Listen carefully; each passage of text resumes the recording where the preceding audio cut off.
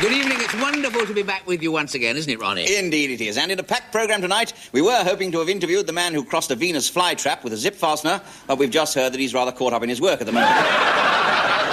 But I will be talking to the head of a Home Office research team, which revealed today what Scotsmen do with their old razor blades. They shave with them. But first, the news. Sigmund Frisby, Britain's worst darts player, was sentenced to 10 years imprisonment at the Old Bailey today. He threw himself on the mercy of the court and missed. And confirmation tonight that a Manchester teacher with special responsibilities for sex education has eloped with one of his visual aids.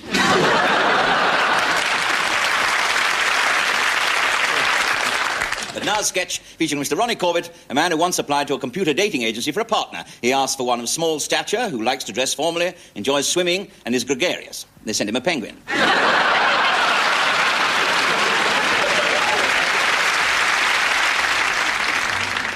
Well, scintillating company here as usual, Harriet. I really don't know how you do it. You seem to be able to breathe life into any old dull collection of people. Yes, talking of breathing life, Roger, have you been at the garlic? Me? What do you mean, my breath? No, good heaven, no. No? No. No. Well, someone around here is polluting the atmosphere. I wonder who it can be. Yes. Hello, Harriet. Oh. How are you? Hartley. Harry Hartley. How do you do? Oh, how do you do, Mr. Hartley? Actually, it's Huntingdon Hartley, but we don't bother about the hyphen. Oh, no. Must look after the guests. See you later. Oh, yes, bye-bye. Hasta la vista, Harriet. Hell of a good hostess, Harriet, isn't it? Absolutely 100% old boy. Yes. Oh, yes, quite. Anything the matter? No, I think I've got something in my eye or something. Oh, dear, let me have a look. No. It's just watering it. It's probably hay fever. Oh, No, not hay fever. No, I didn't mean hay fever. Hay fever, Oh. absolutely horrid, old boy. Horrid. I suffered from it on holiday once in Helensburgh. Yes. You know, yes, and had to hibernate in the hotel the entire holiday. I must sit down. I'm feeling a bit faint. I'm awful. Perhaps I can recommend you my hay fever now. Oh, really? Expensive? Harley Street. There's no point waiting for the health service, old boy. No. They're hopeless. Yes, hopeless. Yes, hopeless. Absolutely hopeless. Yes, I have an old wives' remedy. I twist my neck right round like that, you see, and then I hold my breath for as long as I possibly can.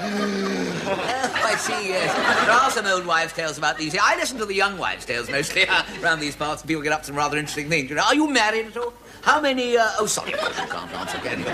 I've got 3 children, as a matter of fact. Gosh, can't you hold your breath a long time? All my 3 children are away at school, as a matter of fact. Helen, bless her heart, Helen is in St. Hilda's, and Hector is at Hilderah Manor, which is in Hertfordshire. And dear Harry, bless his heart, has at Harrow on the Hill. Oh!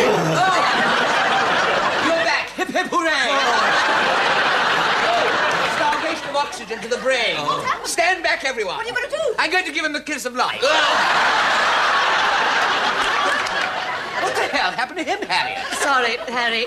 Halitosis. Oh, has he really? I didn't notice. Then, of course, I wouldn't. I had a touch of garlic in the dressing at lunchtime, you know.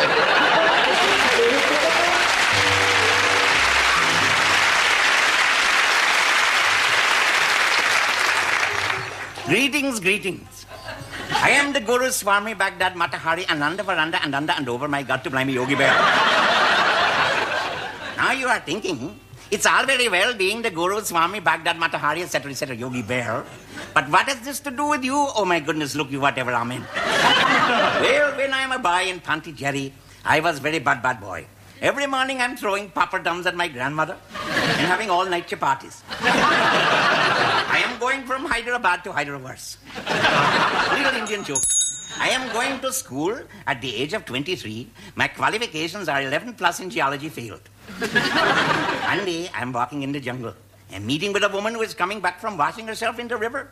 She is wearing only a loincloth in which she kept her curried lentil sandwiches. Oh, my crikey, I say, what beautiful sandwiches. You have a lot to learn, she says. Oh, she goes in, out, even more than the Oxford 8. She say, oh, man, before you light 2 paths, there's the lower path by the river of sensuality, where you will meet with many women making eyes like startled roebuck and wearing see-through dhotis. And some have the sari with the fringe on top. Then there is the upper path over the high mountains. This is the path of scholar and sage and onions and wandering monks, and wholly full of holes and holy people. What to do? Well, I tell you, I go on lower path pretty damn quick. Oh, with the trumpet better than Papa Dam any day. And my qualification is only one night of love with Kashmir Kate at the Kama Sutra Cafe, Bangalore, failed. One morning, I am walking by the river, not in it because I get wet. And the butterflies flutter by, yes, beautiful. And the flowers flower, yes, beautiful. And on the pathway is a little slug. And he is getting up on his hind legs and he speaks to me. He said, Sadhu, he say. And I say, Sadhu too. And he said, no. No, he say, renounce this life of fleshly lust and curry beans. Go to England and become the first television guru and teach the poor English the way, or even several ways. And they say, Master, I will. I will go to Milton Keynes and get Open University degree in Transcendental Meditation. Yogi Carmichael and Advanced Raphael Workfield. Now, what is my message to you? Oh, my God, the cocoa's coming off. Some of you are saying this man is not a genuine Indian. He is from Basildon, Newtown, with Irish mother and father from our bros who travel in cocoa. Oh, no. To these skeptics, I say, just sticks to you. Now listen, oh unholy ones, to my teaching, God blimey. 2 sheep were grazing in a pasture. Ba, said the first sheep. Moo, said the second sheep. The first sheep looked at his companion. What are you doing? He said, what are you doing? He said, the sheep don't go moo. They say, ba. I know that, said the other sheep. I'm learning a foreign language. What does this teach us? Nothing. But always remember, no matter how hot the day is, at night it will get dark. And many a true word is spoken through false teeth. So always be sincere, whether you mean it or not, because into each life a little rain must fall, usually at the weekend. And success is relative. The more success, the more relatives.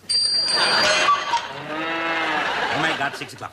And I have not had time to tell you how to throw away all material goods. Look at that. Darjeeling, it is even later than earlier. My friends, remember well what I have told you, and let the final word come from my guru, that self-same very holy slug, the Swami Slimy Sluggadishi. Here he is now. Who's a picky boy then? I think that says it all, Effendi. As we say in Basildon, cheerio, cocks.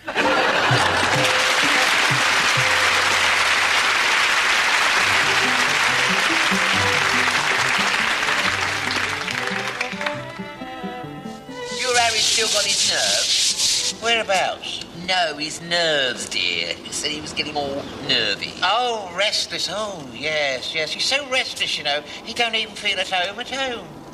Trouble is, he's getting so accustomed to being tense. When he calms down, it makes him nervous. Perhaps he should change his doctor.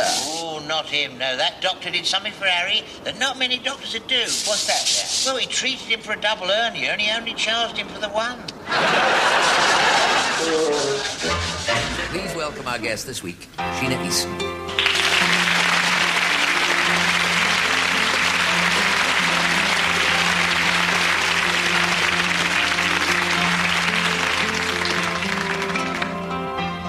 You're the seventh son of the seventh son. Maybe that's why you're such a strange and special one. You can't even seem to love yourself. And with a few exceptions, not anybody else. You can lead a horse to water, but you cannot make him drink.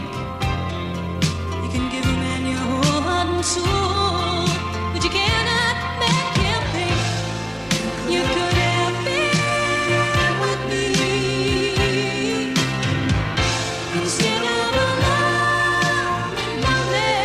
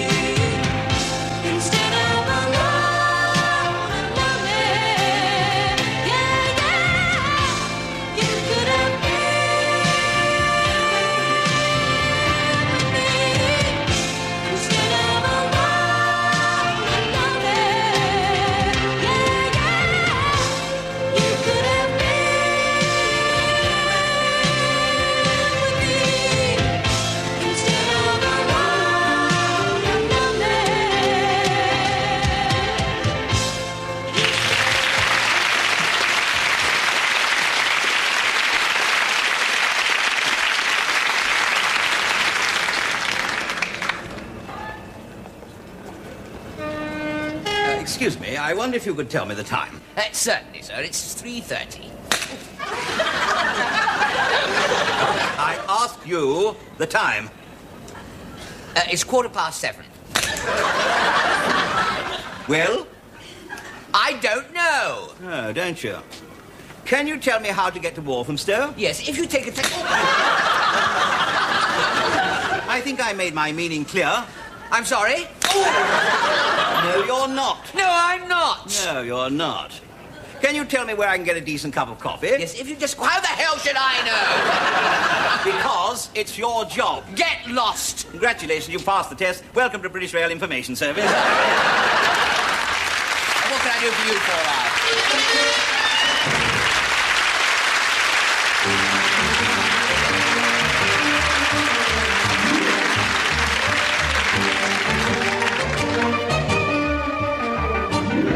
Gruesome Twosome, Piggy and Charlie have reached Madeira on board the pleasure cruiser from which girls have been mysteriously disappearing.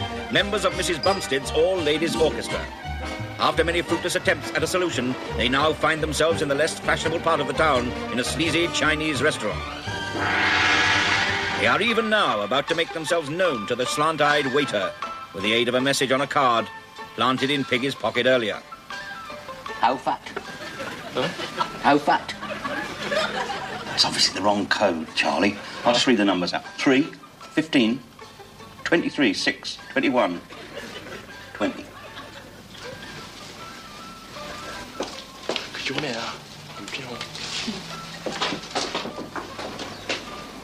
Well, that obviously made an impression. Gonna get the bars. Look out, here comes another one. Drink, sir? Yes, please. Do you do Motichenko specials? Motichoko? Motichenko. Tibetan rice wine with aniseed and ginger, served with orange juice and Angostura bitters? No, we don't. Oh, I'll have a brown ale then. Me too. 2 brown ales.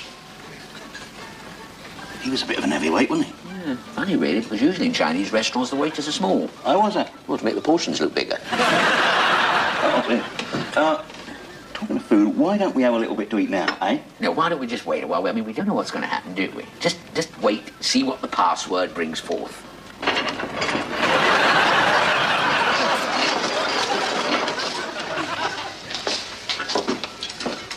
That's sweet and sour chicken, beef and spring onion, prawn balls, special mixed veggie and fried rice and egg. You're not from round these parts, are you? No, China. What is all this, anyhow? It's what you ordered. 3, 15, 23, 6, 21 and 20. That's what the numbers meant, Chief. And here's the special. 23. That's boiled squid and baby snails cooked with Chinese nettles and goat's milk. That very rare Chinese traditional dish. Yeah, not many people order that one. Why not? Tastes horrible. But we were given all these numbers on a card. Oh, yeah? This card here. Yang Choi.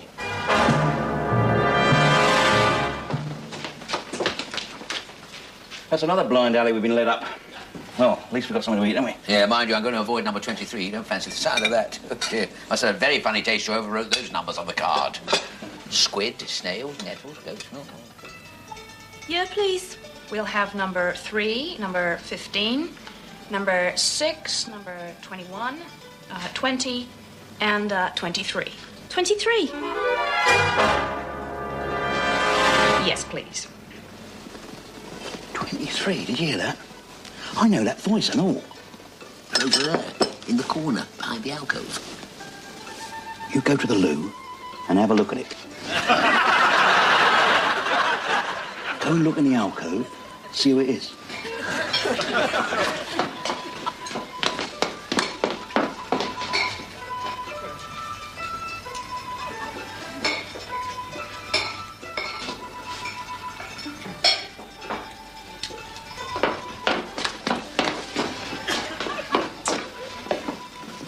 It's Jane and June, the 2 clarinetists. That's how the card got in your trousers. When they undressed us the other night. Did they spot you? No, I peeked at them over a grill. What grill? A mixed grill. Somebody was eating them. Yeah. They were supposed to have disappeared with the rest of the orchestra. They must be in on this. Here, under false pretenses. It's a trap. We've got to get out. Want to waste the good food, eh? Oh, well, we better cause a commotion and beat it, all right? Yeah, but we don't want to recognise our voices. Now, you ready? Come on, 2 more mouthfuls, all right? Oh, waiter, look, it's disgusting. There's a dead cockroach in my food. Take it away. I can't stay here a minute longer. Come, Gerald, let us leave this dreadful place. Please, Gwendolyn, there's no need to get quite so ridiculously hysterical. Hysterical? Me? Me? Hysterical?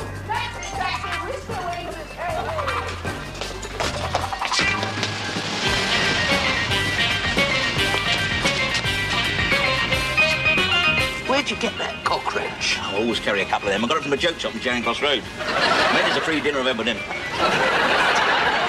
These 2 girls are up to no good, you know. Yeah, I reckon, we ought to hide inside their cabin. We might overhear something. Well, I'm game if you are. As a matter of fact, I've always found twins rather attractive. No, they're not twins, just well, good as, aren't they? Good as. A couple of good lookers, aren't they? Oh, yeah. Some time ago, I took out a pair of twins one night. Really? Yeah. Did you have a good time? Yes and no. And so the very next evening, Piggy and Charlie prepare to conceal themselves in the girls' cabin. Look, I'll go in the wardrobe. Yes, you go under the bunk. All right. You got your roll? Oh, yeah, yeah. What is this roll? Is it some kind of decoy or trick, is it? No, you eat it when you're hungry. I mean, I know you. Let's go with it then.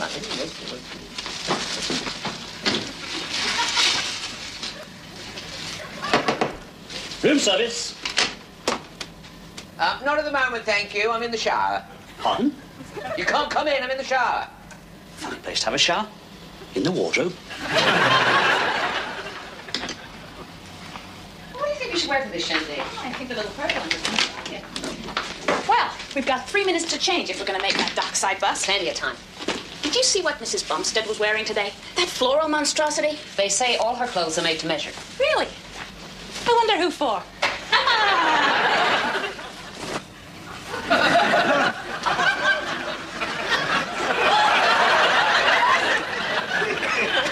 She told me when she was young she had an hourglass figure.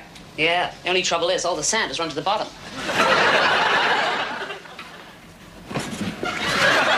I suppose 40 is a difficult age to pass. Yes. It's already taken her 6 years. Like the anklet my boyfriend bought me? Oh, that's beautiful. What's it got engraved on it? Now, that was his idea. Why? What's it say? Heavens above. How are we doing for time? Fine. We'll make it easily. Of course, there's a lot to be said in Mrs. Bumstead's favor. Oh, yes. But it's not nearly so interesting. Meow. She's weird. Is it true she's a medium? She looks more like an extra large to me.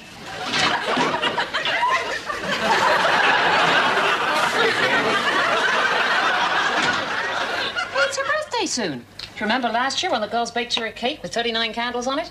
In the shape of a question mark? This year, they're planning to set fire to the whole cake. You ready? Yes, let's go.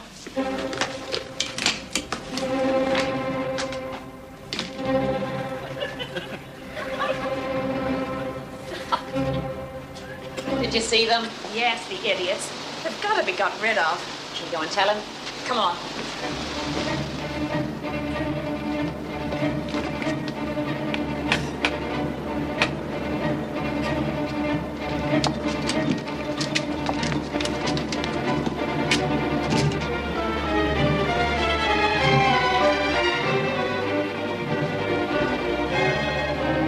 And so the plot thickens as the dastardly Chinese villain welcomes the terrible twins into his cabin. But who else is involved? How large is Mrs. Bumstead's role? And what was in Piggy Malone's role? Don't miss next week's tantalizing episode of Band of Slaves.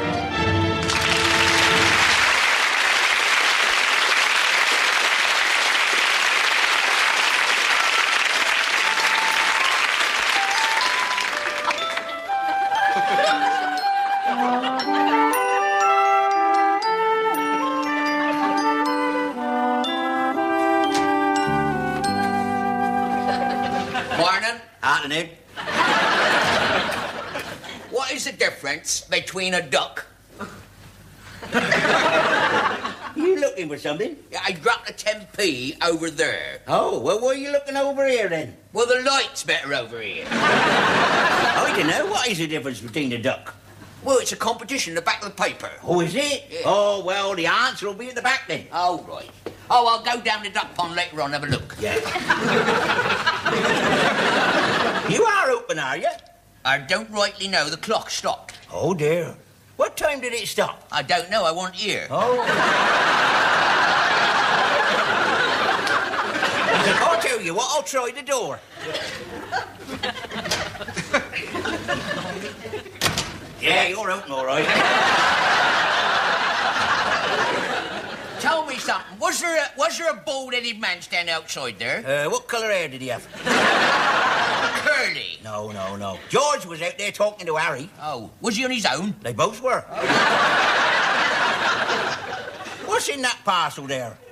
Don't rightly know. All covered up with paper, you see. Oh, yeah. I don't know what that is. Here, someone paints my car. Well, that won't be it. Oh, mine was a green one. Oh, yeah. Who stole it, then? A man with one leg in the high street. Where was his other leg? He ran off with it.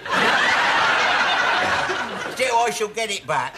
How's that, then? Well, I managed to catch the number. Oh, yeah. Oh, well, I'm off. What do you mean? You work here? Well, I know that, but it's my day off. Oh, well, who's going to run the pub, then? Well, you'll have to. Oh, right, Here, do you want a drink before you go? Well, why not? Of course, why not? It's my day off. Yeah, of course it is, yeah. I'll have a pint of ale. You'll have to wait. I'm serving another gentleman. Who's that, then? Me. Well, I don't mind waiting, then. Would you like a drink while you're waiting? Well, it's very kind. Yeah. I'll have a whiskey. Oh, right. Which one? Could I have that little one just under the top there, just in the middle there? Right. That one there. That one there. Cheers. Cheers. I were talking to myself today. Oh, dear. That's bad. What were you saying? I don't know. I wasn't listening too carefully. Oh. You know, that is shaped like a balloon. Now, whatever is shaped like a balloon. Well, it's a balloon. It's addressed to your mum.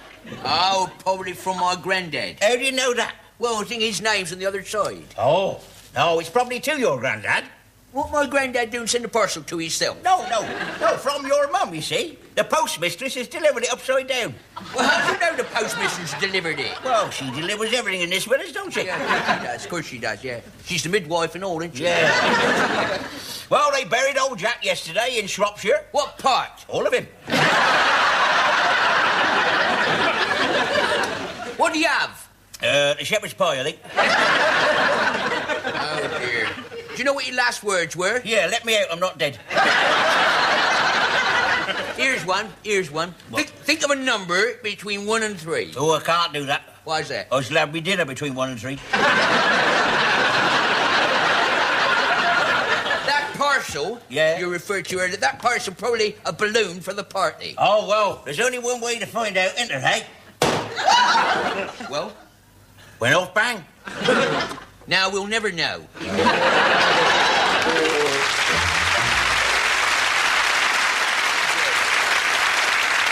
Thank you. Tonight I'd like, if I may, to tell you a very funny joke about a golfer. Now, by the way, before I go on, I want to reassure my regular viewers, if either of them is watching. This week there will be not so much as a single dirty laugh from the audience here in the studio, because this week I am very pleased. This week I am very pleased to say the entire studio audience is made up of members of the Shepherd's Bush League of Temperance and Chastity. And not one of them would dream of reading anything smutty into any innocent remarks I might make. Now, the other night, I was lying in bed, feeling at a loose end. I'm sorry? What? What is funny about that? You are the most naughty-minded audience we have ever had in the studio, and can you please come back again next week? As I was saying, I was just lying in bed. I just had a little tiff with my wife. Now, she has got this silly idea into her head, my wife, that I'm not spending enough time at home with her. In fact, she's a very suspicious mind. The last time she saw me in the BBC club chatting up Sonia Lanneman and accused me of trying to pull a fast one. was a night I remember. That was a night I remember there was a bit of an upset. There was a bit of an upset at the bar, to be honest. Magnus Pike had just ordered a round of drinks, and one of his arms had come loose. It was rather a special occasion for me, to be honest, because that was the evening my agent bought me a gin and tonic. Well, he didn't actually buy it. He got it for me wholesale. I won't lie to you. He is something of a cheapskate.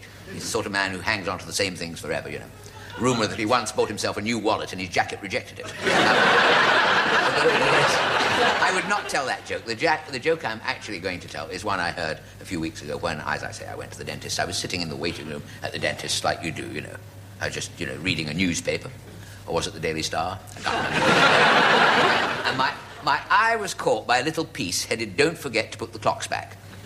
Some sort of warning to second-hand car salesmen. And it brought back very happy memories, or brought back memories of some sort, anyway, of my first second-hand car. Now, goodness me, the first car I ever bought, second-hand, was so old. It was the only car I've ever known with gargoyles on the radiator. It was so badly designed, the roof rack was on the inside. Not that the one we've got now is a lot better, to be honest. On a cold morning, we have to kickstart the little dog in the back window. The other day, my wife took it out for a spin, and there was a little bit of a mishap. Trouble is, she doesn't really understand cars fully. She has been known to drive into a garage and ask them to top up the ashtrays. I've told her once before, I've told her 1,000 times, not to put too much air in the tyres. The other day, she overdid it completely. She was last seen ballooning over Dunstable Downs. I was in the dentist's waiting room, you see, and at this point, the girl in reception, Dental Floss, as she's known, she came over and she said, the dentist, Tony, was ready for me. She said, and now in order to put me to sleep, he told me this joke. I'm surrounded by way of getting to it, but and it concerns a chap who one day went for a round of golf at this rather unfamiliar course. He hadn't played it before. And afterwards, he's getting changed, he gets himself all smartened up, and he's standing there in the showers, musing on his handicap. And when all of a sudden, he hears a group of lady members outside the shower laughing. I wish they were here tonight. He hears these women laughing and realizes, to his horror, they're outside, they're getting undressed out, and he's actually in the ladies' shower. Oh, my God, he thinks himself. I said, I can't let them come in here and see my embarrassment. He said, stop. You are not the Shepherd's Bush Temperance Society I thought you were. So not wanting to be recognised in such a compromising situation, he grabs the nearest towel and puts it over his head, see? And he dashes out of the shower past these three women. And the women, not unnaturally, stare at him, mumbling words like, "Good heavens, well, I never." And, "Will you marry me?" And who on earth was that, says one. And the first one said, "Well, he's not my husband." The second one said, "Well, he's not even my husband." And the third one said, "He's not even a member of the club."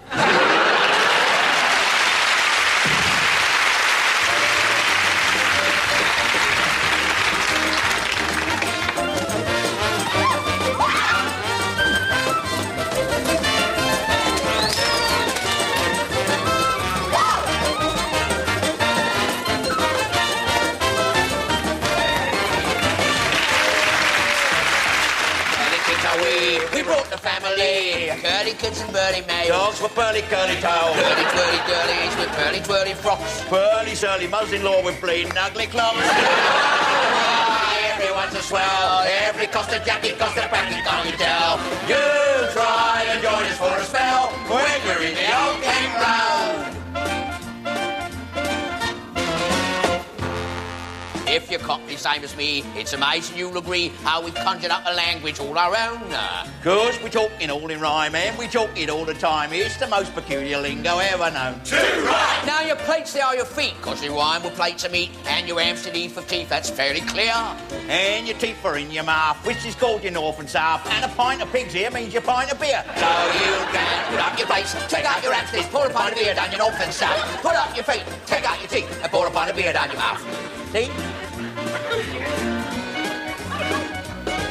Now your trouble and your strife, that is what you call a wife, 'cause she's been one since the day that you were wed. If you got a load of kids, then they're called your saucepan lids, and your bed upstairs, that's called your Uncle Ned. But you never call them stairs. They're your apples and your pears that you climbs up when the current bun is set. When you smoke an oily rag, it really means you fag. You're dogging dip or snort or cigarettes. So you can tuck in the saucepans, put out your oily chest, double up the apples to the young head, tuck in the kids, put out your bag, and chase them upstairs and go to bed.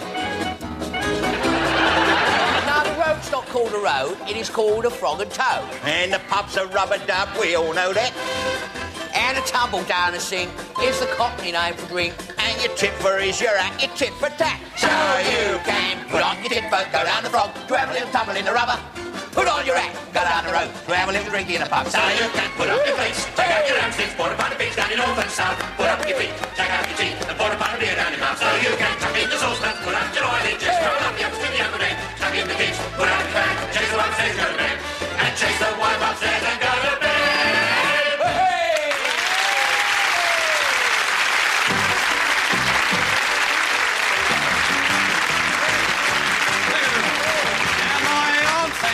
Was built like a man, tattoos and a great big hairy chest. She had a job trying to find someone to marry her, cause she was built like an aircraft carrier. Teeth like piranhas and fingers like bananas, God help anyone who crossed her path. One day she swam the channel with a mangle and a gas stove on her back just for a laugh. Now my Uncle Joe kept his dough in a pole, he stashed it all away beneath his bed. And talk about a miser, there was none superior. He was as tight as a duck's posterior. And Joey wasn't charming, his feet they smelt alarming. Never saw no soap nor water, I don't think. Even house guys held their noses when they flew round Joey's toesies, cause they couldn't stand the awful pen and ink.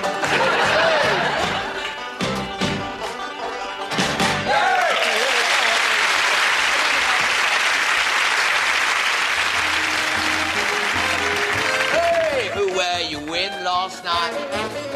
The big beauty on my right. And Shirley from Pearly, my sweet little gnome. What's her nickname when she's at home? They call her boiled suet pudding. She eats like a good one. Make sure she gets enough to scoff or else she'll have your whiskers off. And she doesn't need that. She is anything but wooden, cause every ounce begins to bounce. Yes, every pound just flies around. Yes, every stone's got a life of its own. Yes, every hundredweight's a plate of boiled suet pudding. How you doing, dearie? Feel a little weary? Got a little query. What's that? How did she get so fat? Look how it all sticks out. Eating this and noshing that and swilling lots of stout. Oh, I should like to have one just the same as that. If I stood underneath them two, I wouldn't need a hat. Where'd you find her, old pal? I went wife swapping with me China Gert, and we both had a gin too much. And I ain't a kidding, that's a piece of skirt that I swapped for me dear old Dutch. Now if I go home again without a dot, I'll come out on a blooming crutch. Your old girl will do a nut, knock you off your feet, Bill. After Bleeding Street, Will, ain't you got a little dear? Got a little nice one here. Oh, yeah. Fanny O'Brien, funny little Fanny O'Brien. With a pearly kick, it's the same old song. I'm a little bit short, but I won't be long. Take you off to church one day with a spats and collar and tie on, and I'll always know I've got sweet F.O. Fanny O'Brien.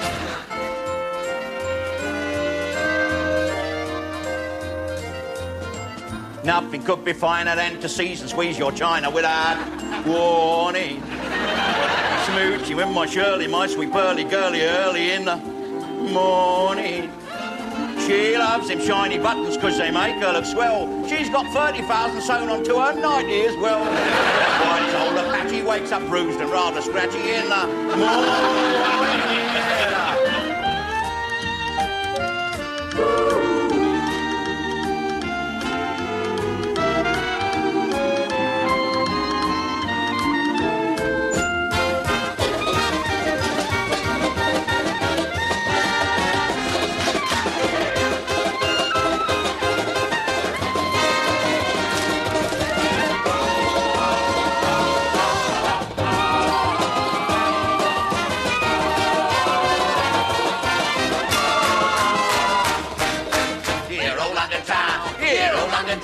It's the only place we know. On and on and on you go. Burly lads and lasses, kings without a crown, dukes and earls with button pearls, and queens without tiaras. Rara boom dier. We've had some fun today. Now there'll be hell to pay. Rara boom dier. We're dancing night away in London town. Oh! We'll paint the town. We'll paint it what is brown. I'm going to drink like a blooming toff. I'm going to dance with my top off. Oh, Lord, love you, London. We'll never let you down. Window weather here forever, dear old London town. Diddly-da-da, rule Britannia and other pubs as well. Diddly-da-da. There'll always be an England while there's a rose and crown. Window weather here forever, dear old London town. Dear old London town.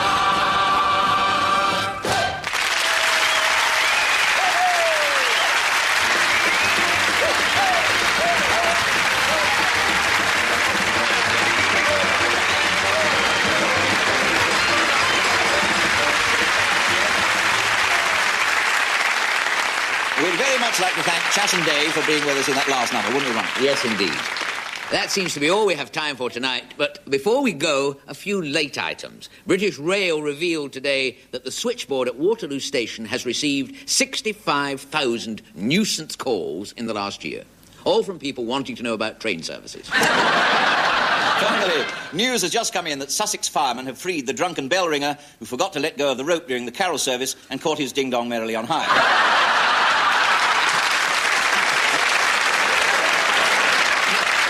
Next week we'll be meeting the home economist who crossed a ruptured weightlifter with a packet of quick brew and invented the self-straining tea bag.